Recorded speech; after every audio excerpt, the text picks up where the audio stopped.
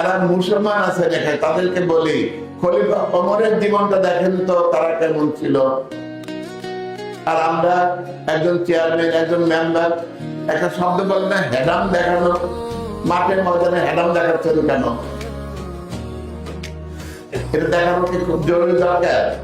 এতদিন যা হয়েছে আর হবে না এখন থেকে, এটা আমরা করতে পারবো না।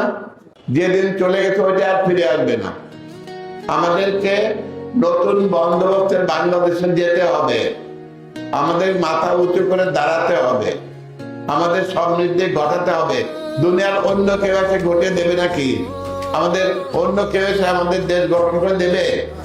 জনগণের সেবা, জনগণের কল্যাণ, ওই ব্যাপারে কোনো কম্প্রোমাইজ নাই।